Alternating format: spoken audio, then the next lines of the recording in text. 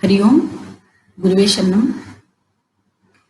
ओम सदाशिव समारंभां शंकराचार्य मध्यमां अस्मदाचार्य पर्यन्तां वंदे गुरु परंपरां। जीव यात्रा text श्लोकम number 7 and 8 சேர்ந்து சாண்ட் பண்றோம். श्लोकम नंबर 7 and 8. कर्मोपासनतो विशुद्ध हृदयः तत्त्वार्थ संसिद्धये स्वाचार्यं परिचर्य शास्त्र विधिना तस्माच विद्यां पराम् श्रुत्वा संशयनुत्तये च मननम् स्थाम्ने निदित्यासनम् अभ्यस्य क्रमशः समाधिनिलयः प्राप्नोतु शान्तिं ध्रुवाम् ब्रह्मज्ञोऽपि सवासनाक्षयमनो नाशौ विदाय क्रमात् स्वात्मा रामपरो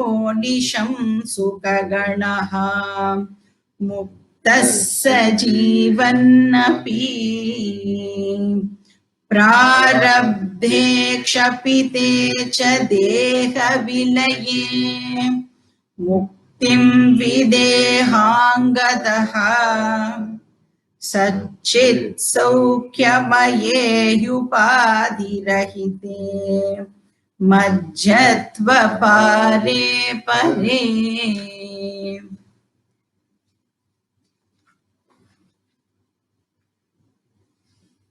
फर्स्ट 8 ஸ்லோகம்ஸ் வந்து நாம கம்ப்ளீட் பண்ணிட்டோம் இல்லையா. 9th ஸ்லோகம் இப்போ பார்க்கணும். இந்த 9th ஸ்லோகம் பார்க்கறதுக்கு முன்னாடி இதுவரைக்கும் நாம வந்து என்ன பார்த்தோம், இந்த ஜீவ யாத்ரா டெக்ஸ்ட்ல நம்ம என்னெல்லாம் வந்து பயணம் பண்ணியிருக்கோம் அப்படிங்கிறத வந்து ஒரு வாட்டி சும்மா ஜிஸ்ட் மாதிரி பார்த்துட்டு 9th ஸ்லோகத்துக்கு போலாம். முதல் ஸ்லோகத்துல ஆத்தர் வந்து இந்த மனுஷ்ய ஜீவாவுடைய ஸ்ட்ரகிள் பத்தி சொன்னார் இல்லையா. அதாவது அவனுக்கு வந்து இக்னோரன்ஸ் இருக்கு. எதை பத்தின இக்னோரன்ஸ் இருக்கு அப்படின்னா, லைஃபோட அல்டிமேட் கோலை பத்தின இக்னோரன்ஸ் அந்த ஜீவாக்கு இருக்கு.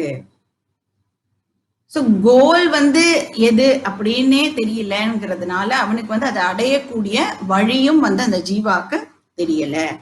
இப்போ சாத்திய சாதன அஜ்ஞானம் இந்த ஜீவாக்கு இருக்கு அப்படின்னு பார்த்தோம். அதனால அவன் என்ன பண்றான், இருட்டுல என்ன தேடுறேன் அப்படின்னு தெரியாமலேயே அவன் வந்து தேடின்னு இருக்கான். In fact through out once life இந்த தேடல் தான் வந்து ஆக்சுவலி நடந்துட்டு இருக்கு. இதுல இருந்து வந்து நம்மளுக்கு என்ன கிளியரா தெரியறது அப்படின்னா, நம்ம கிட்ட இருக்கிற இந்த சோர்சஸ் ஆஃப் நாலேஜ் இது வந்து மனுஷனுக்கு இந்த விஷயத்துல ஹெல்ப் பண்றதுக்கு சஃபிஷியண்டா இல்லை. அதாவது கோல் என்ன அப்படின்னு தெரிஞ்சுக்கிறதுக்கு நம்ம கிட்டேயே இருக்கிற சோர்சஸ் ஆஃப் நாலேஜ் வந்து நம்மளுக்கு போற மாட்டேங்குது, சஃபிஷியண்டா இருக்க மாட்டேங்குது. அதாவது பௌருஷேய பிரமாணம் insufficient to know about the goal. மனுஷனோட அல்டிமேட் கோல் அண்ட் மீன்ஸ் பத்தி எனக்கு தெரிஞ்சுக்கணும் அப்படின்னா நான் வேற ஏதோ ஒண்ணுத்துக்கிட்ட போக வேண்டியிருக்கு இல்லையா. இப்ப இந்த ப்ராப்ளம் ஆஃப் ஹியூமன் பீயிங் பத்தி தான் ஆத்தர் வந்து முதல் ஸ்லோகத்துல நம்மளுக்கு பிரசன்ட் பண்ண. இது ஃபர்ஸ்ட் ஸ்லோகம். 2வது ஸ்லோகத்துல இருந்து 4வது ஸ்லோகம் வரைக்கும் பார்த்தோம்னா, அதாவது இந்த 3 ஸ்லோகங்கள்ல 2, 3 and 4ல ஆத்தர் என்ன பண்றார் அப்படின்னா, ஏன்னா நம்ம வேற ஏதோ ஒண்ணு கிட்ட வெளியில போக வேண்டியிருக்கு இல்லையா. அதை வந்து நம்ம என்ன சொல்றோம், பௌருஷேய பிரமாணம்னால முடியாது, ஹெல்ப் பண்ண முடியாது அப்படின்னா நம்ம எதுக்கிட்ட இப்ப போறோம், अपौरुषेय वेद प्रमाणम இல்லையா. அந்த अपौरुषेय வேத பிரமாணத்தை பேஸ் பண்ணி ஒவ்வொரு ஹியூமன் பீயிங்கும் வந்து என்ன கோல் அப்படிங்கிறத ஆத்தர் வந்து நம்மளுக்கு சொன்னார். ஒவ்வொரு ஹியூமன் பீயிங்க்கும் வந்து என்ன கோலா இருக்கணும் அதை வந்து கிளியரா சொன்னார். பட் அந்த பர்சன் வந்து அதை ரெக்கக்னைஸ் பண்றானோ இல்லையோ, இதுதான் என்னோட கோல் அப்படின்னு அந்த பர்சனுக்கு தெரியறதோ இல்லையோ, அதை வந்து அவன் பர்சியூ பண்றானோ இல்லையோ, அதை தேடி அவன் போறானோ இல்லையோ, ஆனா இதுதான் கோல் அப்படின்னு நம்மளுக்கு பிரசன்ட் பண்ண. அந்த கோல் இதுதான் அப்படின்னு எஸ்டாப்ளிஷ் பண்றதுக்கு இந்த ஆத்தர் வந்து வேத பிரமாணத்தோட ஹெல்ப்பை வந்து எடுத்துட்டார். ஸோ நம்மளுக்கு கட்டோபனிஷத் அப்படிங்கிற அந்த ஸ்ருதி பிரமாணத்திலிருந்து சில விஷயங்கள்லாம் சொல்லி ஆத்தர் வந்து இந்த கோலை வந்து எஸ்டாப்ளிஷ் பண்ணார். கட்டோபனிஷத்தோட ஃபர்ஸ்ட் சாப்டர் அதுல இருந்து சில விஷயங்களை ஆத்தர் வந்து நம்மளுக்கு பிரசன்ட் பண்ணார். வேத பிரமாணப்படி மனுஷனோட கோல் என்ன? அத்வைத ஆத்மஸ்வரூபேண அவஸ்தானம். இதுதான் வந்து ஒரு மனுஷனோட கோல். வேதம் சொல்ற கோல் இதுதான். அத்வைத ஆத்மஸ்வரூபேண அவஸ்தானம் அப்படின்னா என்ன அர்த்தம்? அத்வைத ஆத்மஸ்வரூபத்துல நிலைச்சு இருக்கிறது அப்படின்னா என்னது? நத்திங் பட் அத்வைத ஆத்மஸ்வரூப ஞானம். அத்வைத ஆத்மஸ்வரூப அவஸ்தானம் is equal to அத்வைத ஆத்மஸ்வரூப ஞானம். இந்த அத்வைதம் அப்படிங்கிற வேர்டு வந்து எதை மீன் பண்றது? ஆத்மா இஸ் ஃப்ரீ ஃப்ரம் ஜீவ ஜகத் ஈஸ்வர டிஸ்டிங்ஷன் இல்லையா? ஜீவ ஜகத் ஈஸ்வர விசேஷ ரஹித அத்வைத ஆத்ம ஸ்வரூப அவஸ்தானம். அவஸ்தானம்னா ஞானம். இப்ப இத வந்து நாம என்னன்னு சொல்றோம்? ஆத்தர் என்னன்னு நம்மளுக்கு இன்ட்ரடியூஸ் பண்ண நித்யானந்தம் அப்படின்னு இன்ட்ரடியூஸ் பண்ணினேன். காமனா எல்லாரும் யூஸ் பண்ற வேர்ட். இந்த வேர்ட்ஸ் எல்லாமே வந்து சினானிமஸ். அத்வைத ஆத்மஸ்வரூப அவஸ்தானம் இஸ் ஈக்குவல் டு அத்வைத ஆத்மஸ்வரூப ஞானம் இஸ் ஈக்குவல் டு நித்யானந்தம். இதுதான் சாத்தியம். இந்த கோலை தான் ஆத்தர் வந்து ஸ்லோகம் நம்பர் 2, 3 and 4 பிரசன்ட் பண்ணார். இதை பத்தி பேசும் பொழுது கட்டோபனிஷத்துல இருந்து சில விஷயங்கள் எடுத்துட்டார் அப்படின்னு பார்த்தோம் இல்லையா? அப்ப அதுல இருந்து ரத கல்பனா அப்படிங்கிற ஒரு இமேஜரிய அவர் எடுத்து நம்மளுக்கு மறுபடியும் அதை பிரசன்ட் பண்ண. ஏன் அவர் வந்து இந்த ரத கல்பனாவை பிரசன்ட் பண்றார் அப்படிங்கிறதுக்கு 2 சிக்னிபிகன்ஸ் வந்து நாம நோட் பண்ணலாம். ஸோ ஒண்ணு வந்து ஆத்தர் வந்து இந்த டெக்ஸ்டோட பேருக்கு ஜஸ்டிபிகேஷன் பண்றார் அப்படின்னு சொல்லலாம். டெக்ஸ்டோட டைட்டில் என்னது? ஜீவ யாத்ரா இல்லையா? இந்த ரத இமேஜரி இருக்குல்ல, அது வந்து இந்த டெக்ஸ்டோட டைட்டிலோட நல்லா மேட்ச் ஆகிறது. ஏன்னா யாத்ரா அப்படிங்கிற வார்த்தையை கேட்ட உடனே நம்மளுக்கு எல்லாம் என்ன தோணும்? இம்மீடியட்டா நம்மளுக்கு என்ன ஞாபகத்துக்கு வரும் அப்படின்னா, வாட் இஸ் தி டிரான்ஸ்போர்ட், இதுதான் நம்மளுக்கு ஞாபகத்துக்கு வரும் இல்லையா? அதனால ஆத்தர் வந்து இந்த ரத கல்பனா இமேஜரிய பிரசன்ட் பண்ணிருக்க. ரெண்டாவது இன்சிடென்டல் சிக்னிபிகன்ஸ் என்ன அப்படின்னு நம்ம பார்த்தோம்னா, நம்மளுடைய இன்ஸ்ட்ருமெண்ட்ஸ்லாம் இருக்கு இல்லையா? இந்த பாடி, மைண்ட், இன்டெலெக்ட், சென்ஸ் ஆர்கன்ஸ், இப்ப இதெல்லாமும் வந்து நாம ஹெல்த்தியா வச்சுக்கணும் அப்படிங்கிறதுக்கும் இந்த இமேஜரிய ஆத்தர் வந்து பிரசன்ட் பண்ணிருக்காங்க. ஏன்னா அது எல்லாத்தையும் நாம வந்து அந்த சேரியட்டோட கம்பேர் பண்றோம் இல்லையா? ஒரு பாகமா நம்ம கம்பேர் பண்ணி அது எல்லாமே ஃபிட்டா இருந்தாதான் இந்த ஜீவ யாத்ரா வந்து சக்சஸ்ஃபுல்லா இருக்க முடியும் அப்படின்னு நாம பார்த்தோம். ஸோ இந்த சேரியட் இமேஜரிய வந்து ஹைலைட் பண்ணி கோலையும் வந்து ஆத்தர் மென்ஷன் பண்ணார் இல்லையா? வாட் இஸ் தி கோல்? அத்வைத ஞானம். இதுதான் வந்து கோல்.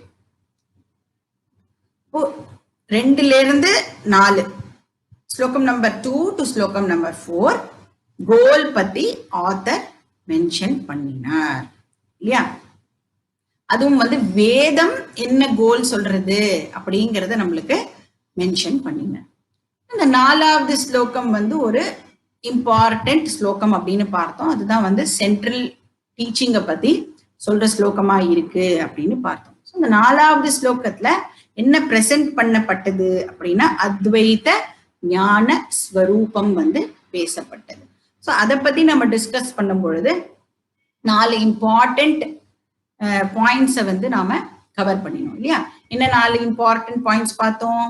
அகம் சைத்தன்ய ஸ்வரூபா, ரெண்டாவது அகம் நிர்குண ஸ்வரூபா, மூணாவது அகம் சத்ய ஸ்வரூபா, நாலாவது அகம் ஆனந்த ஸ்வரூபா. இதுதான் வந்து 4 இம்பார்ட்டன்ட் பாயிண்ட்ஸ் இந்த ஆத்மஸ்வரூபத்தை பத்தி பார்க்கும் பொழுது நாம டிஸ்கஸ் பண்ணினது. இது வந்து 4வது ஸ்லோகம் வரைக்கும் இந்த விஷயம் இருந்தது. 5வது ஸ்லோகம்ல இருந்து இப்ப வந்து ஆத்தர் வந்து எங்க போயிட்டார் அப்படின்னு சொன்னா சாதனா பத்தின டிஸ்கஷனை ஸ்டார்ட் பண்ணிட்டார் இல்லையா? அதாவது கோல் என்னன்னு சொல்லியாச்சு. இந்த கோலும் வந்து வேத பிரமாணத்தின்படி என்ன கோல் அப்படிங்கிறதையும் பார்த்தாச்சு. அப்புறம் இந்த வாட் இஸ் தி ஞானம் அதையும் வந்து நம்ம பார்த்துட்டோம். இப்ப இந்த கோலை அடையறதுக்கு நாம என்ன பண்ணணும், வாட் இஸ் தி மீன்ஸ், அதை வந்து இப்போ ஹைலைட் பண்ண ஆரம்பிச்சிருக்கார் 5வது ஸ்லோகத்துல இருந்து. சோ 5வது ஸ்லோகத்துல எதை பத்தி பேசினார் அப்படின்னா கர்மயோக சாதனா, அது வந்து பேசப்படுறது.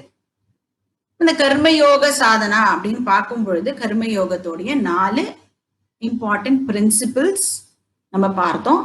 அந்த பிரின்சிபிளை வந்து நம்ம ஃபாலோ பண்றது மூலமா நம்மளுக்கு கிடைக்கக்கூடிய 4 இம்பார்ட்டன்ட் ரிசல்ட்ஸையும் நாம வந்து பார்த்தோம் இல்லையா? ஸோ அதை வந்து ஈஸியா ஞாபகம் வச்சுக்கணும் அப்படின்னா என்ன வார்த்தை வந்து நம்ம யூஸ் பண்ணினோம்? ரைடு அப்படிங்கிற வார்த்தையை நாம வந்து யூஸ் பண்ணினோம் இல்லையா? ரைடுனா என்ன அர்த்தம்? ரெடியூஸ் அதார்மிக் ஆக்டிவிட்டிஸ். அப்புறம் ஐக்கு இன்க்ரீஸ் தார்மிக் ஆக்டிவிட்டிஸ். மாத்தி போட்டுன்ற கூடாது, ஒரு ஏதானே அப்படின்னு சொல்லிட்டு மாத்திடக்கூடாது. ரெடியூஸ் அதார்மிக் ஆக்டிவிட்டிஸ், இன்க்ரீஸ் தார்மிக் ஆக்டிவிட்டிஸ். டிக்கு என்னது? டெடிகேட்டட் டு ஈஸ்வரா. இ வந்து எக்ஸ்பீரியன்ஸ் இட் ஆஸ் ஈஸ்வர பிரசாதா. இது வந்து கர்மயோகத்துடைய இம்பார்ட்டன்ட் பிரின்சிபிள்ஸ். இதை நம்ம ஃபாலோ பண்றது மூலமா நம்மளுக்கு என்ன கிடைக்கிறதுன்னு பார்த்தோம்.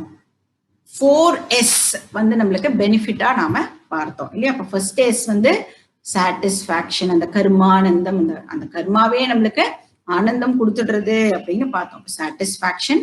ரெண்டாவது செரினிட்டி, அதாவது மைண்டுக்கு வந்து அந்த காம்னஸ் வந்து நம்மளுக்கு கிடைக்கிறது. அப்புறம் சோசியல் ஹார்மனி. அப்ப கர்மயோகம் பண்ணும் பொழுது நான் வந்து ஒரு காஸ்மிக் சிட்டிசனா வந்து எனக்கு கன்சிடர் பண்றதுனால வந்து நான் பண்றது டெஃபினட்டா வந்து சோசியல் ஹார்மனிய உண்டு பண்ணும். 4வது ஸ்பிரிச்சுவல் குரோத். இந்த கர்மயோகம் பண்றது மூலமா ஆஸ் ஸ்பிரிச்சுவல் சீக்கர்ஸ் நம்மளுக்கு என்ன கிடைக்கிறது? நம்ம வந்து எதுல ஃபோக்கஸ் பண்றோம்? ஸ்பிரிச்சுவல் குரோத்ல நாம ஃபோக்கஸ் பண்றோம். மல நிவೃತ್ತಿ நம்மளுக்கு ஏற்படுறது. மல நிவೃತ್ತಿ ஆர் சித்த சுத்தி பிராப்தி. மைண்ட வந்து கர்மயோகம் பண்றது மூலமா நாம வந்து பியூரிஃபை பண்றோம். இது சாதனா ஸ்டேஜ் 1. இது 5வது ஸ்லோகத்தை சொல்லப்பட்டதா. 6வது ஸ்லோகத்துல எதை பத்தி சொன்னார் ஆத்தர்?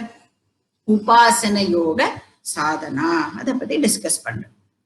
இப்போ இந்த உபாசன யோகம் பண்றதுனால என்ன ஆகிறது? இந்த உபாசனாவே வந்து நாம 2 விதமா பிரிச்சோம். என்னன்னு பிரிச்சோம்? சகாம உபாசனா, நிஷ்காம உபாசனா. அண்ட் ஆத்தர் வந்து இங்க மென்ஷன் பண்றது நிஷ்காம உபாசனாவை தான் மென்ஷன் பண்ணார்.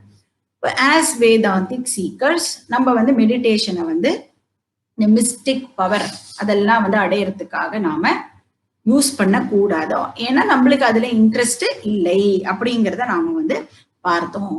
இப்ப இந்த நிஷ்காம உபாசனாவை நம்மளுடைய இந்த ஸ்பிரிச்சுவல் குரோத்துக்கு வந்து பயன்படுத்தணும் அப்படின்னு சொன்னா 4 டைப்ல வந்து இதை நாம பயன்படுத்திக்கலாம் அப்படின்னு 4 டைப்ஸ் ஆஃப் மெடிடேஷன் நாம வந்து டிஸ்கஸ் பண்ணினோம்.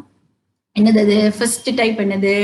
ரிலாக்ஸேஷன் மெடிடேஷன், அது பார்த்தோம். 2வது வந்து கான்சென்ட்ரேஷன் மெடிடேஷன் பார்த்தோம். 3வது எக்ஸ்பான்ஷன் மெடிடேஷன் பார்த்தோம். 4வது வேல்யூ மெடிடேஷன். இந்த 4 விதமாகவும் நாம வந்து உபாசனாவை பிராக்டிஸ் பண்ணலாம். இப்படி பண்ணா நம்மளுக்கு வந்து என்ன கிடைக்கிறது அப்படின்னா விக்ஷேப நிவர்த்தி ஆர் சித்த ஏகாகிரதா, சித்த ஏகாகிரதா பிராப்தி. கான்சென்ட்ரேஷனை கெயின் பண்றோம், டிஸ்ட்ராக்ஷனை நாம வந்து குறைக்கிறோம். அந்த டிஸ்ட்ராக்ஷன், எக்ஸ்ட்ரோவர்ட்டட்னஸ் அப்படின்லாம் சொல்றோம் இல்லையா, அது வந்து குறைக்கிறது மூலமா நம்மளுக்கு வந்து கான்சென்ட்ரேஷன் நாம அக்வயர் பண்றோம்.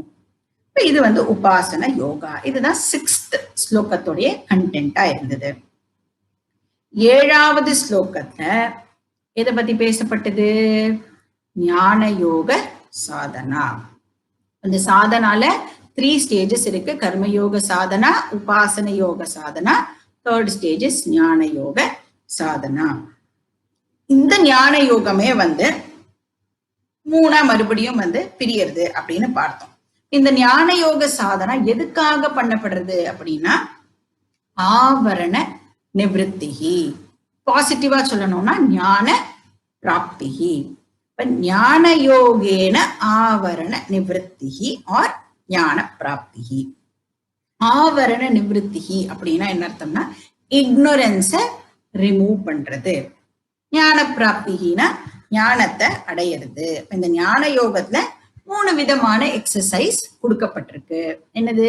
ஸ்ரவணம், மனனம் அண்ட் நிதித்தியாசனம்.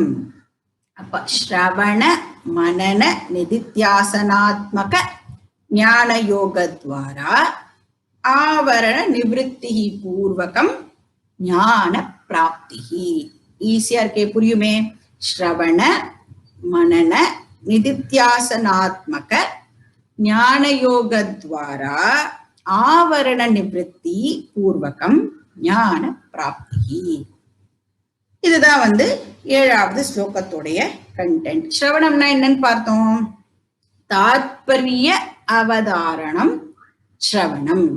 சென்ட்ரல் டீச்சிங் என்னன்னு அரைவ் பண்றதுக்கு நம்ம ஸ்ரவணம் பண்றோம். சம்சய நிவர்த்தி மனனம். நிதித்தியாசனம்னா என்னன்னு பார்த்தோம்.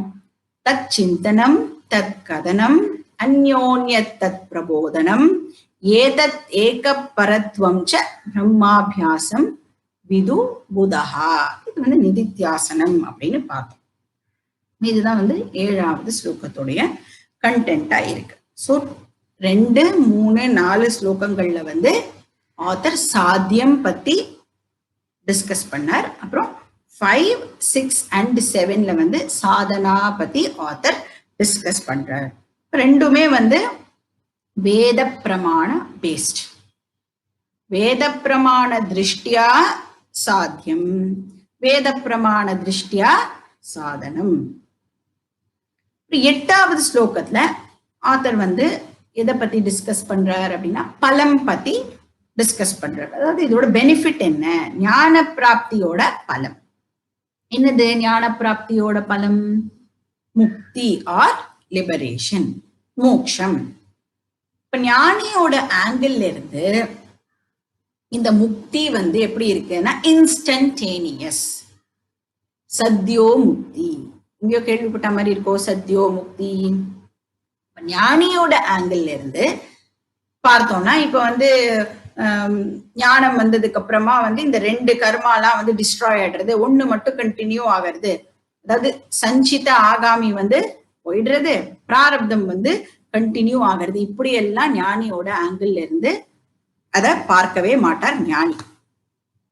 ஏன்னா ஞானியோட ஆங்கிள் இருந்து ஜீவன் முக்தியும் கிடையாது, விதேக முக்தியும் கிடையாது. டோட்டல் அனாத்மா பிரபஞ்சத்திலிருந்து ஃப்ரீடம். அதுதான் ஞானியோட ஆங்கிள் இருந்து அவருக்கு கிடைக்கிற பலம்.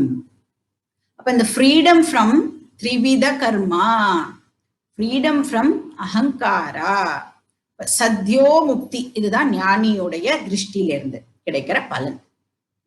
சரி, ஞானி வந்து அப்படி பார்த்தாலும் இந்த வேர்ல்டுலி பீப்புள் இருக்கால, நம்மளை சுத்தி இருக்கிறவா வந்து எப்படி அதை பாப்பா? அவளை பொறுத்த வரைக்கும் ஞானியையும் அவ வந்து அகங்காரமா தான் பார்ப்பா. என்னதான் ஞானி வந்து தன்னை ஆத்மாவா பார்த்தாலும் அஜ்ஞானினால ஞானிய முக்தஸ்வரூபமா பார்க்க முடியாது. ஏன்னா அவ அஜ்ஞானி, அதனால அவளால பார்க்க முடியாது. சோ அதனால அகங்கார ஆங்கிள் இருந்து இந்த ரெண்டு முக்தி பத்தி நாம பேச வேண்டி இருக்கு. ஜீவன் முக்தி அண்ட் விதேக முக்தி ரெண்டுமே அகங்கார பாயிண்ட் ஆஃப் வியூல இருந்து தான் பேசப்படுறது.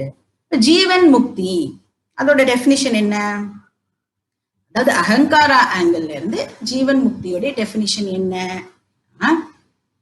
ஞானம் வந்ததுக்கு அப்புறம் இந்த அகங்காரம் இன்னும் கொஞ்ச நாளைக்கு கண்டினியூ ஆகுது. இந்த அகங்காரத்துக்கு பிராரப்த கர்மா கண்டினியூ ஆகுறது. இந்த அகங்காரத்துக்கு சரீரம் இன்னும் கொஞ்ச நாள் கண்டினியூ ஆகிறது.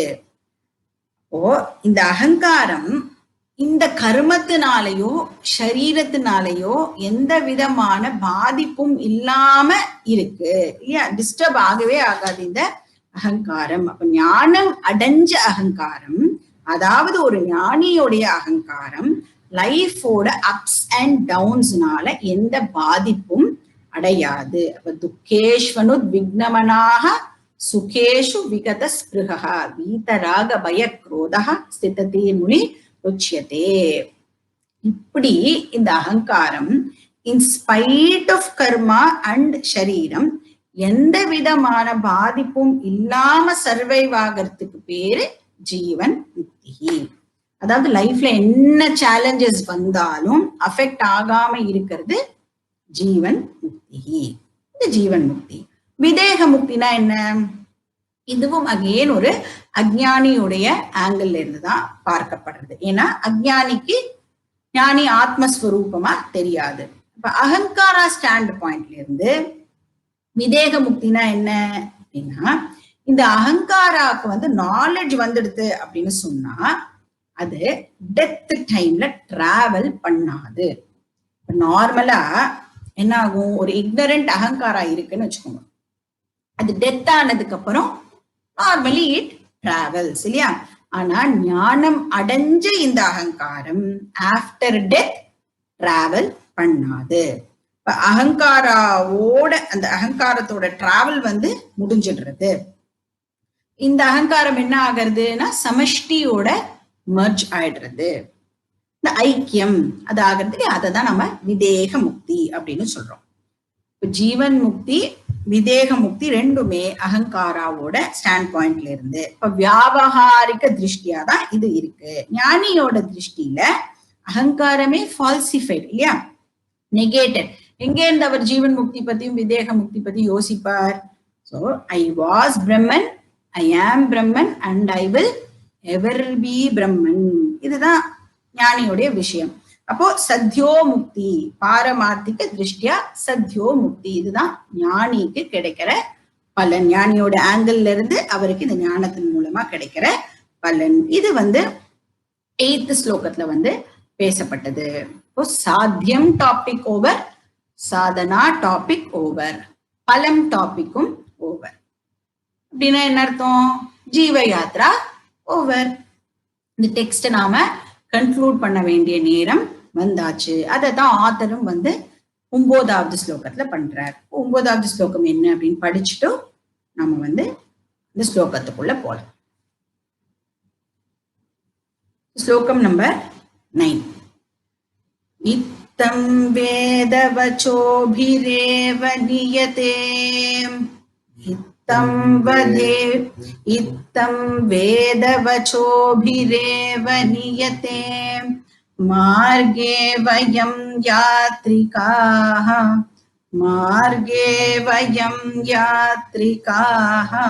धर्माख्ये च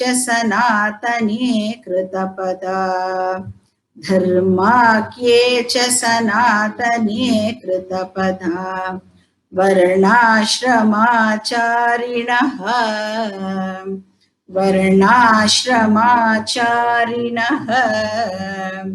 गच्छामक्रमशश्च मोक्षपदवीम्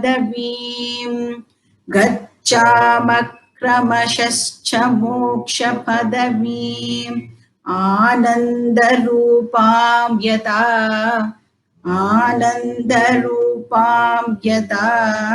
ஸ்ரத்தா பக்தி மதஸ்ததா த்ருதியுதான் ஸ்ரத்தா பக்தி மதஸ்ததா த்ருதியுதான் அஸ்மான் விதத்யாத் குரு அஸ்மான் விதத்யாத் குரு. ஐ திங்க் ஃபர்ஸ்ட் லைன்ல வந்து மார்கே அப்படிங்கிற வேர்டு வந்து சிலதுல விட்டு போயிருக்கும்னு நினைக்கிறேன். அப்படி இல்லைன்னா அது வந்து போட்டுக்கோங்க. தமிழ்ல வந்து அது மிஸ் ஆயிருக்குன்னு நினைக்கிறேன், சமஸ்கிருதத்துல கரெக்டா இருக்கு.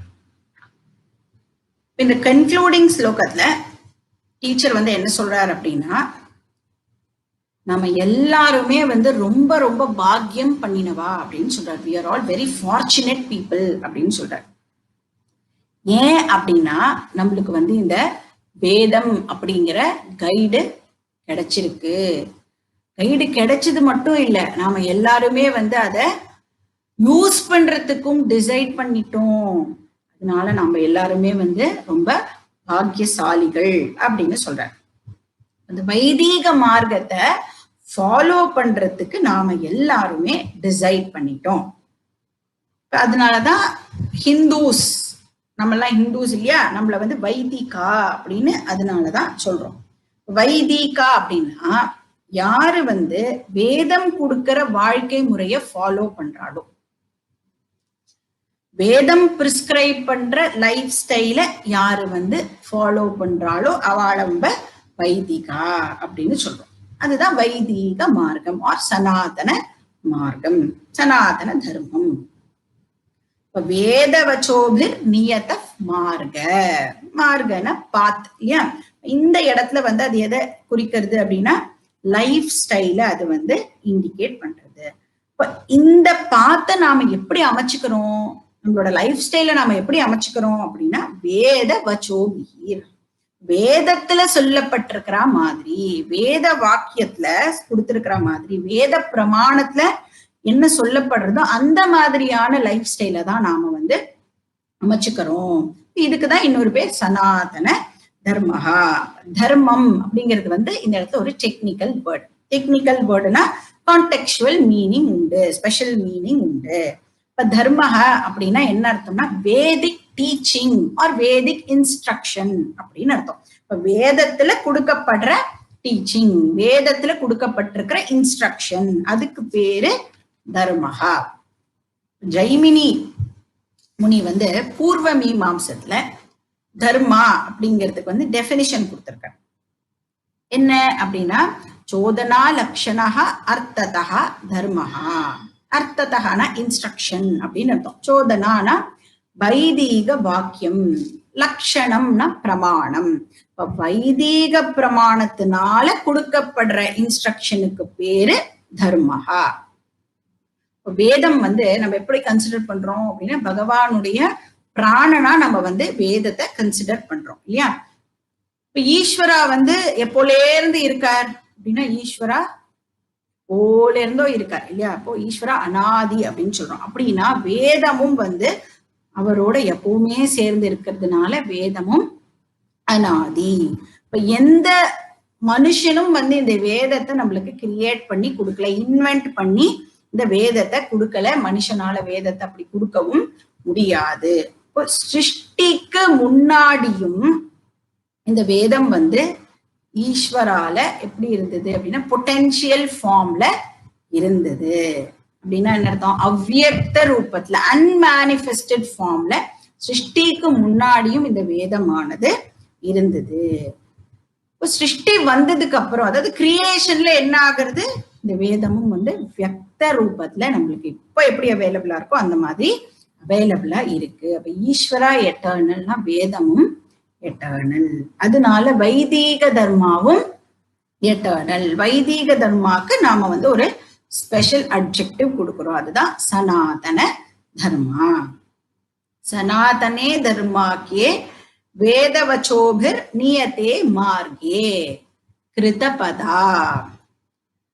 இப்ப அந்த எல்லாரும் வந்து என்ன பண்ணிருக்கோம், நம்ம எல்லாரும் இந்த சனாதன தர்மம் ஆகிய இந்த வேதம் சொல்ற மாதிரி, அதாவது இந்த வேத வாக்கியம் சொல்ற மாதிரியான லைஃப் ஸ்டைல்ல நாம எல்லாரும் இப்ப அடி எடுத்து வச்சிருக்கோம். கிருத்தபதா அப்படின்னா நாம எல்லாரும் வந்து காலை வச்சிருக்கோம்.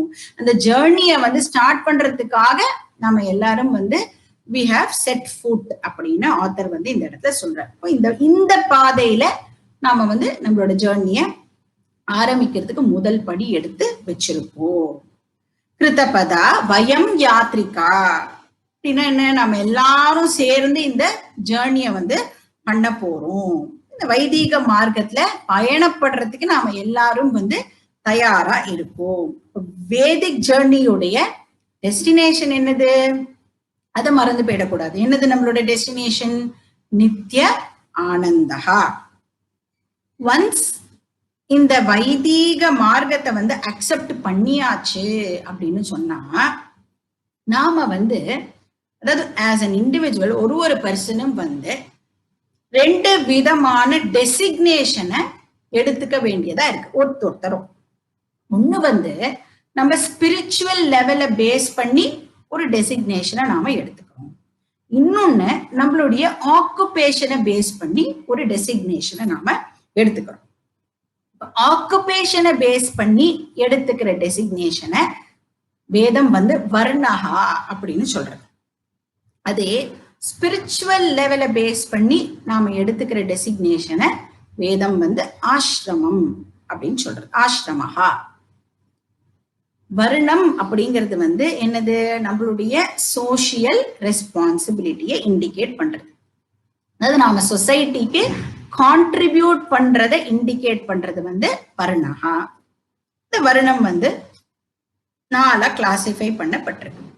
இந்த கிளாசிபிகேஷனும் ரொம்ப இன்டெலிஜென்ட்டா ஆக்சுவலி பண்ணப்பட்டிருக்கு. இப்ப நாம ஆக்குபேஷனை நம்ம பண்ற வேலை இல்லையா, நம்மளோட டியூட்டிஸ், நாம செய்யற வேலையை பொறுத்து 4 விதமான கிளாசிபிகேஷன். ஸோ ஃபர்ஸ்ட் கிளாசிபிகேஷன் என்ன அப்படின்னா, இந்த கர்மா ஒரு ஆக்குபேஷன் வந்து நாலேஜோட அசோசியேட் ஆகி இருந்தா, அதாவது நாலேஜ ப்ரொடியூஸ் பண்ணணும், அதை ப்ரிசர்வ் பண்ணணும், அதை ப்ராபகேட் பண்ணணும்.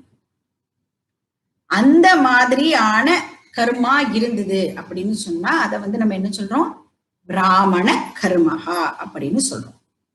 அது வந்து செக்யூலர் நாலேஜா இருக்கலாம், இல்ல சேக்ரெட் நாலேஜா இருக்கலாம், எந்த நாலேஜா வேணாலும் இருக்கலாம். இப்ப யாரு ஒருத்தர் டைரக்டாவோ இன்டைரக்டாவோ இந்த நாலேஜோட ப்ரொடக்ஷன், ப்ரிசர்வேஷன், ப்ராபகேஷன் இதுல வந்து இன்வால்வ் ஆகி இருக்காளோ அவ வந்து பிராமணஹா. சரஸ்வதி ஒர்க்கர்ஸ் அப்படின்னு நாம அவளை சொல்லலாம். இது ஃபர்ஸ்ட் டைப். 2வது டைப் ஆஃப் கர்மா என்ன அப்படின்னு பார்த்தோம்னா, production, preservation and propagation of infrastructure. இன்ஃப்ராஸ்ட்ரக்சர்னா அந்த கட்டமைப்பு, சொசைட்டிக்கு தேவையான அந்த எல்லாம் பண்ணி டே டு டே ஆக்டிவிட்டிஸ் நடக்கிறதுக்கு தேவையான விஷயங்கள். அப்ப இது ப்ரொவைட் பண்றவாள நம்ம வந்து யாருன்னு சொல்றோம், க்ஷத்ரியா அப்படின்னு சொல்றோம். இது வந்து க்ஷத்ரிய கர்மா. இந்த கர்மாவை பண்றவாள நாம க்ஷத்ரியாஸ் அப்படின்னு சொல்றோம். இவாளோட ஹெல்ப் இல்லாம யாருமே வந்து ஆக்டிவிட்டிஸே பண்ண முடியாது. இந்த 4 கேட்டகரிஸ்ல இருக்கிற மக்களும் இந்த க்ஷத்ரியாவோட ஹெல்ப் இல்லாம எந்த விதமான ஆக்டிவிட்டிஸும் வந்து பண்ண முடியாது. இது வந்து 2வது டைப் வந்து க்ஷத்ரியா. இவ வந்து இன்ஃப்ராஸ்ட்ரக்சர் ப்ரொவைட் பண்றவா. இன்ஃப்ராஸ்ட்ரக்சர்னா ரோடு, எலக்ட்ரிசிட்டி, இந்த மாதிரி நிறைய விஷயங்கள்லாம் நம்ம யூஸ் பண்றோம் இல்லையா டே டு டே, அதெல்லாம் ப்ரொவைட் பண்றது. அப்புறம் லா அண்ட் ஆர்டர் மெயின்டெனன்ஸ், இது எல்லாமே வந்து க்ஷத்ரிய கர்மா. இந்த கர்மால யாரு வந்து அசோசியேட் ஆகியிருக்காளோ இந்த விஷயத்துல அவளை வந்து நம்ம க்ஷத்ரியா அப்படின்னு சொல்றோம். 3வது டைப் என்ன, ஓகே, இப்ப இந்த க்ஷத்ரியால வந்து நம்ம என்ன சொல்றோம், பார்வதி ஒர்க்கர்ஸ் அப்படின்னு சொல்லலாம்.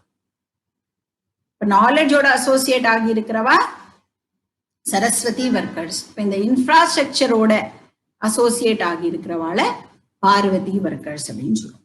3வது டைப் என்னது, ப்ரொடக்ஷன், அப்புறம் preservation and propagation of wealth. இவாளை வந்து என்னன்னு கூப்பிடலாம், நம்ம லக்ஷ்மி ஒர்க்கர்ஸ் அப்படின்னு நாம இவாளை கூப்பிடலாம். இவ அதான் வந்து economy of the country or of the society பார்த்துக்கிறவா. இவாளை வந்து நம்ம வைஷ்யாசுன்னு சொல்றோம். இவா பண்ற கர்மத்தை வைஷ்ய கர்மா அப்படின்னு நாம சொல்றோம். 3 வர்ணா வந்து முடிஞ்சிருத்தா. 4வது வர்ணா என்னன்னா லேபர் ஃபோர்ஸ். யாரு வந்து இந்த 3 பேருக்கும் வந்து ஹெல்ப்ஃபுல்லா இருக்காளோ, சப்போர்ட்டிவா இருக்காளோ, அவளை வந்து நம்ம என்ன சொல்றோம், அந்த கர்மாவை சூத்ர கர்மா அப்படின்னு சொல்றோம். அந்த கர்மாவை பண்றவாளை சூத்ரா அப்படின்னு நாம சொல்றோம். இப்ப யாரெல்லாம் வந்து இந்த வேலையை இம்ப்ளிமெண்ட் பண்றாளோ, இவாளுக்கு வந்து டெசிஷன் மேக்கிங் பவர் கிடையாது. வெறும் அவ சொல்ற வேலையை இவ வந்து இம்ப்ளிமெண்ட் பண்ணணும். அப்ப யாரெல்லாம் வந்து ஒருத்தருக்கு கீழே வேலை பண்றாளோ, அது ஐடியோ நான் ஐடியோ எந்த இடத்துல எல்லாம் நம்ம வந்து ஒர்க் ஃபோர்ஸா இருக்கோமோ நாம பண்ற அந்த கர்மாக்கு பேரு சூத்ர கர்மா. அப்ப Saraswati workers, Lakshmi workers, Parvati workers and labour force. இந்த 4ம் தான் வந்து வர்ணமா கிளாசிஃபை பண்ணப்பட்டிருக்கு. இது வந்து எதை பேஸ் பண்ணி, கர்மா பேஸ் பண்ணி இப்ப நாம பாக்குறோம். நாம எல்லாருமே வந்து இதுல ஏதாவது ஒரு கிளாசிபிகேஷனுக்கு கீழே டெஃபினட்டா வந்துதான் ஆகணும். அப்ப சதுர்வித வர்ணா கொடுக்கப்பட்டிருக்கு. இப்ப இந்த வர்ணம் ஹெரிடிட்டிய பேஸ் பண்ணி இருந்தா அது காஸ்ட் சிஸ்டமா கன்சிடர் பண்ணப்படுறது. நாம வந்து காஸ்ட் சிஸ்டமை ஃபாலோ பண்ண சொல்லல. காஸ்ட பேஸ் பண்ணி இருக்கிற ஆக்குபேஷனை அபாலிஷ் பண்ணிடலாம். ஆனா ஆக்குபேஷனையே அபாலிஷ் பண்றதுன்றது வந்து முடியாத விஷயம். நாம either Brahmana or Kshatriya or Vaishya or Shudra, இதுல ஏதாவது ஒண்ணுத்துலதான் நாம எல்லாருமே இருந்தாகணும். இதுதான் வந்து வேதிக் ஸ்கீம் ஆஃப் வர்ண தர்மா, வர்ண வியவஸ்தா அப்படின்னு இதை நாம சொல்லலாம். What is the next category அப்படின்னா ஸ்பிரிச்சுவல் லெவல பேஸ் பண்ணி கிளாசிஃபை பண்ணிருக்கு வேதம். அத வந்து நம்ம ஆசிரமஹா அப்படின்னு சொல்றோம். என்னெல்லாம் ஆசிரமம் நம்மளுக்கு தெரியுமே, பிரம்மச்சரிய ஆசிரமம், கிரகஸ்தாசிரமம், வானப்பிரஸ்த ஆசிரமம், சந்நியாச ஆசிரமம் இல்லையா? இந்த 4 தான் வந்து ஆசிரமம். வேதத்தோட ஸ்கீம்ல இந்த 4ம் தான் வந்து ஆசிரமமா கொடுக்கப்பட்டிருக்கு.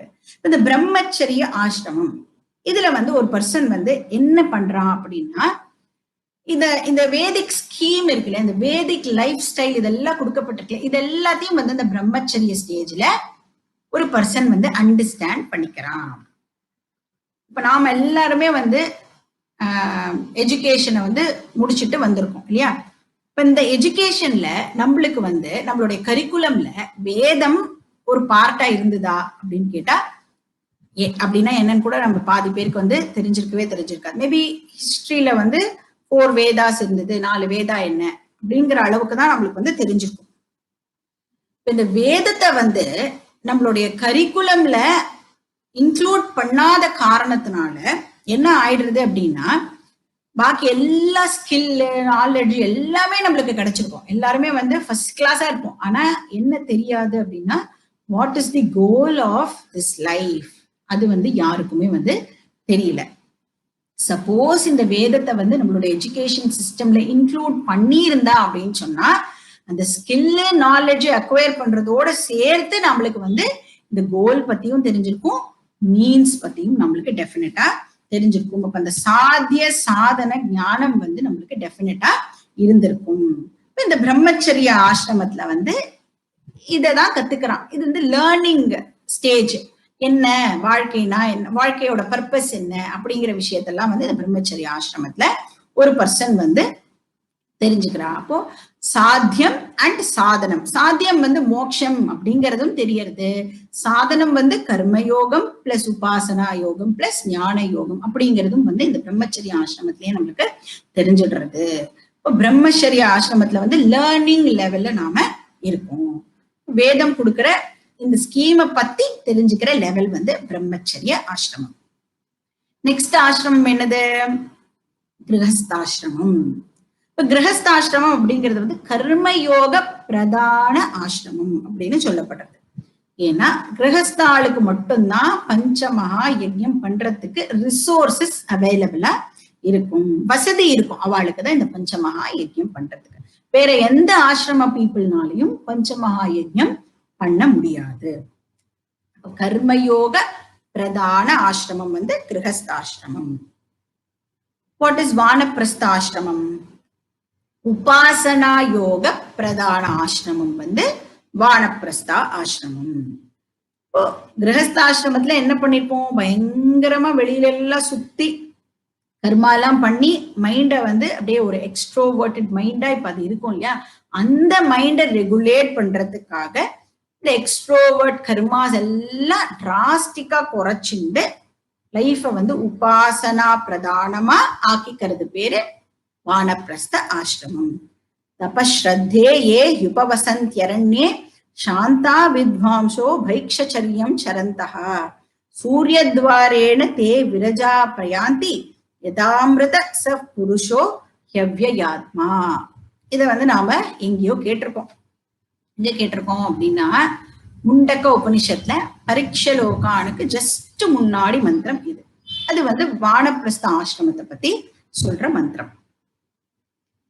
ஃபைனலா வந்து சந்நியாச ஆசிரமம்.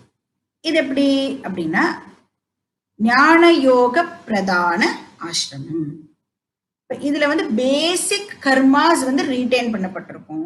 Most of the other karmas வந்து இல்லாமலே இருக்கும், டிராஸ்டிக்கா குறைஞ்சிடும். அதே மாதிரி உபாசனாவும் வந்து டிராஸ்டிக்கா குறைஞ்சிருக்கும். மினிமம் கர்மா மினிமம் உபாசனா தான் வந்து சந்நியாச ஆசிரமத்துல இருக்கும். அப்ப என்னதான் பண்ணுவா இவா அப்படின்னா ஸ்ரவண மனன நிதித்தியாசனம். ஒரு பர்சன் வந்து பிசிக்கலா இந்த 4 ஆசிரமத்திலையும் டிராவல் பண்ணி இருக்கணும்னு அவசியம் இல்லை. இப்ப பிரம்மச்சரியம் குருகுலவாசம் போய் அதுக்கப்புறம் கல்யாணம் பண்ணிட்டு அதுக்கப்புறம் வந்து ஒரு ஆரண்யத்துல போய் நம்ம வந்து உபாசனாலாம் பண்ணி அதுக்கப்புறம் வந்து சந்நியாசம் எடுத்துட்டு சந்நியாச ஆசிரமத்துக்கு இப்படித்தான் போனோம் அப்படிங்கிறது கிடையாது. பிசிக்கல் டிராவல் வந்து நாட் இம்பார்ட்டன்ட். ஆனா இன் டேர்ம்ஸ் ஆஃப் சாதனா ஒரு பர்சனும் வந்து இந்த 4 ஆசிரமத்திலையும் டெஃபினட்டா டிராவல் பண்ணி இருக்கணும்.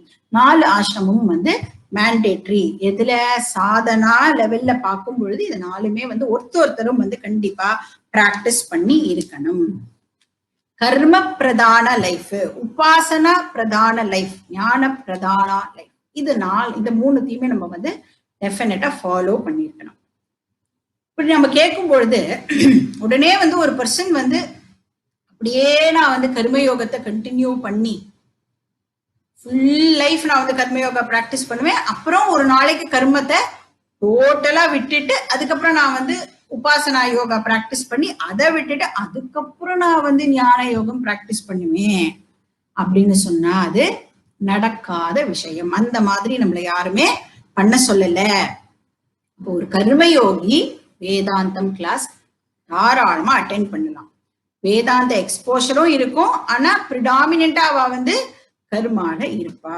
இப்ப கிரகஸ்தாசிரமா கர்மயோக ஆசிரமா இல்ல, என்ன பார்த்தோம்? கர்மயோக பிரதான ஆசிரமா.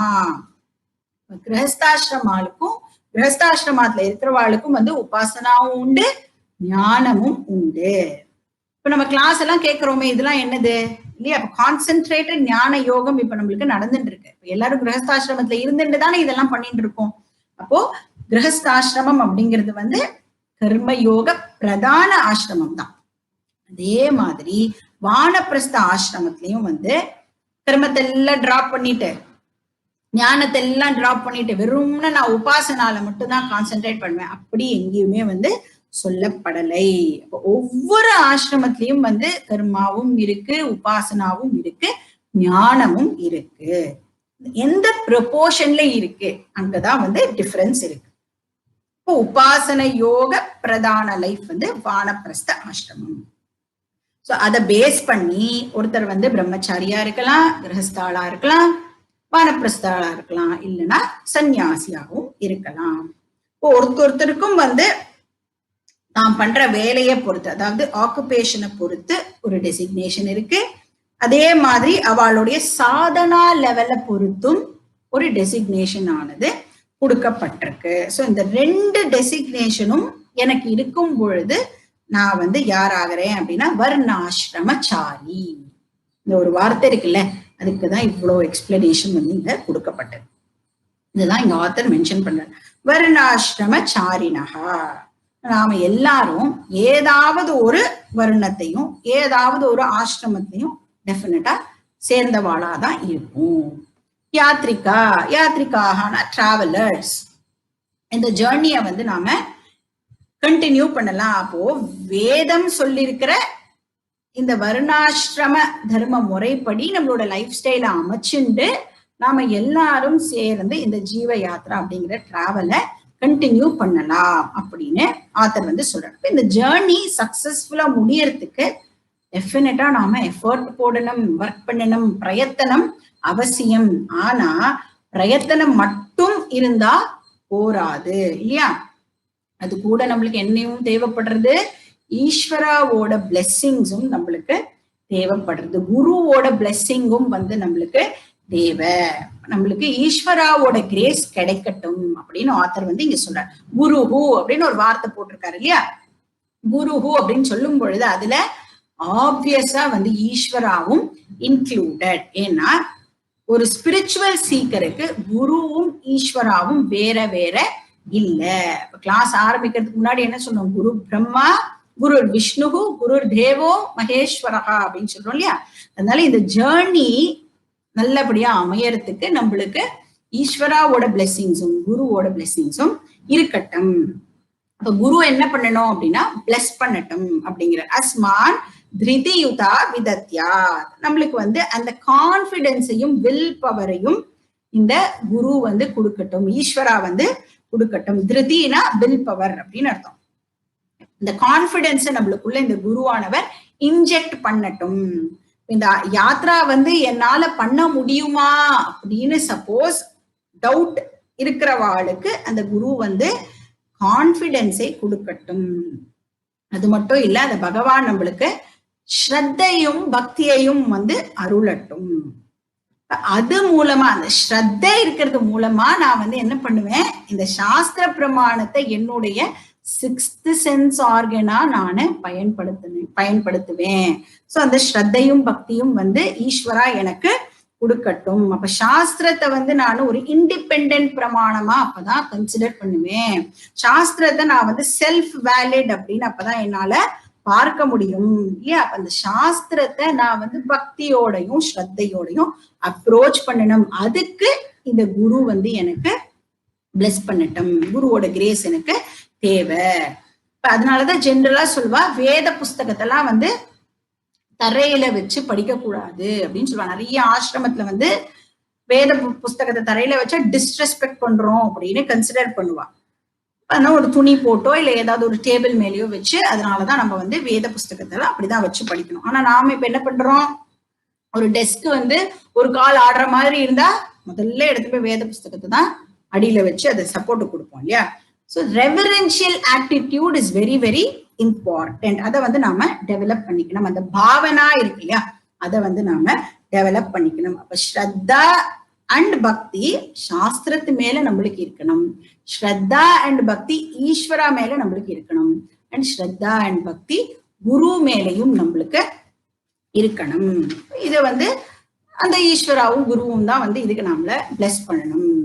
சோ அதுக்கு பகவான் இந்த வில் பவரை எனக்கு கொடுக்கட்டும், பக்தியை கொடுக்கட்டும். ஸ்ரத்தா பக்தி மதஹா, அந்த வில் பவர் ஸ்ரத்தா பக்தியோட இந்த ஜீவா வந்து தன்னோட லோக்கல் டிராவலையே பண்ணிட்டு இருக்கிறாம என்ன பண்ணணும், அந்த மோக்ஷ டிராவலை ஸ்டார்ட் பண்ணி அந்த மோக்ஷ பதவியை இந்த ஜீவா அடையட்டும். அதுதான் கச்சாம. கச்சாமனா டிராவல் பண்ணி ரீச் பண்ணணும். கிரமசஸ்ச, கிரமமா கிராஜுவலா இந்த டிராவலை வந்து பண்ணி பண்ணி அந்த டெஸ்டினேஷனை ரீச் பண்ணணும். கிராஜுவல் டிராவல் நடந்து டெஸ்டினேஷனை நாம அடையணும். அப்போ இந்த ஸ்பிரிச்சுவல் growth இருக்குல்ல, இந்த spiritual growth is not revolution but it is an evolution. வந்து ஒரு இப்போ மாம்பழ சீசன் வேற இப்ப வந்துடும் இல்லையா? ஒரு மாங்காவை வந்து ஆர்டிபிஷியலா நம்ம வந்து பழுக்க வச்சோம் அப்படின்னு சொன்னா அதுக்கு வந்து அந்த ஸ்வீட்னஸ் வந்து இருக்காது. அதே நேச்சுரலா பழுக்கிற மாங்காய், அந்த மாம்பழம் எப்படி இருக்கும், ரொம்ப ஸ்வீட்டா இருக்கும் இல்லையா? இந்த ப்ராசஸ் எப்படி இருக்கணும்னா கிராஜுவலா தான் இந்த ப்ராசஸ் வந்து நடக்கணும். அப்படின்னா என்ன சொல்றோம் இந்த இடத்துல? அந்த ப்ராசஸ் நடக்கிறதுக்கு நாம அலோவ் பண்ணணும். அதுக்கு நம்மளுக்கு பேஷன்ஸ் இருக்கணும். திதிக்ஷா பார்த்தோம் இல்லையா? ஸோ டிராவல் பண்ணும்போதே இப்ப எங்கேயாவது பஸ்லயோ ட்ரெயின்லயோ போறோம்னு வச்சுக்கோங்களேன், டிராவல் பண்ணும்போதே வந்து எப்போ அந்த இடம் வரும், எப்போ அந்த இடம் வரும், இன்னும் எவ்வளவு நேரம் ஆகும் நம்ம போய் சேர்றதுக்கு அப்படின்னு ஜென்ரலா கேட்போம்ல. அந்த மாதிரி இந்த ஜீவ யாத்ரா பண்ணிட்டு இருக்கும்பொழுது எனக்கு மோட்சம் எப்போ வரும், எனக்கு மோட்சம் எப்போ வரும் அப்படின்னு கேட்க கூடாது. கேட்காம அந்த ஜேர்னி பண்றோம்ல, அந்த ஜேர்னியே வந்து என்ஜாய் பண்ணி அந்த யாத்ரால நாம வந்து டிராவல் பண்ணணும். இப்ப சின்ன வயசுல எல்லாம் நம்மளுக்கு வந்து ஒரு 5 years 6 years 7 yearsல இருக்கும்போது ஒரு புக் கொடுக்குறான்னு வச்சுக்கோங்களேன் படிக்கிறதுக்கு. நம்ம என்ன பண்ணுவோம், ஒரு பேஜா படிச்சு அதை வந்து முடிச்சிருவோம் என்ன அப்படின்னு பார்த்து.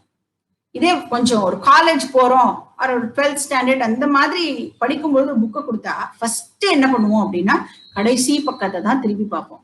எத்தனை பேஜஸ் இருக்கு, அட கடவுளே இது எப்படா நம்ம படிச்சு முடிக்க போறோம் அப்படிங்கிற ஆட்டிடியூட் தான் நம்மளுக்கு வந்திருக்கும். இவ்வளோ நம்மளால பண்ண முடியுமா, I don't think it is possible அப்படின்னு முதல்லயே டிசைட் பண்ணிடுவோம். அந்த புக் என்னன்னு கூட நம்மளுக்கு தெரியாது. அந்த மாதிரி நாம இந்த விஷயத்துல பண்ணக்கூடாது. எதை பத்தியும் நாம வந்து கவலைப்பட தேவையே இல்லை. நாம வந்து இந்த யாத்ரால நம்மளுடைய ஃபுட்டை செட் பண்ணிட்டோம், இந்த யாத்ராவை நாம ஸ்டார்ட் பண்ணிட்டோம் இல்லையா? அப்ப இந்த ஜென்மத்துல எனக்கு மோட்சம் கிடைச்சா கிடைக்கட்டும், இல்லைன்னா அது அடுத்த ஜென்மத்துலதான் கிடைக்கிறது, அடுத்த ஜென்மத்துல கிடைக்கட்டும், அடுத்த ஜென்மத்திலயும் இல்லையா இன்னும் எனக்கு 100 ஜென்மம் ஆகுமா, பரவாயில்ல ஆகட்டும். ஆனா நான் வந்து இந்த யாத்ராவை ஸ்டார்ட் பண்ணிட்டேன், ஸ்டார்ட் பண்ணினதுனால அதை என்ஜாய் பண்ணி அந்த யாத்ராவை வந்து நானே கண்டினியூ பண்ணணும். வேதாந்தத்துக்குள்ள என்டர் ஆயிட்டேன் அப்படின்னு சொன்னாலே நம்ம எல்லாரும் வந்து அதை நினைச்சு ஆக்சுவலி சந்தோஷப்படணும். ஏன்னா துர்லபம் திரயமே வைத்தது அதெல்லாம் பார்த்தோம் இல்லையா? therefore I enjoy the journey. இப்ப கிரமஸ்ச கச்சாம மோக்ஷ பதவி.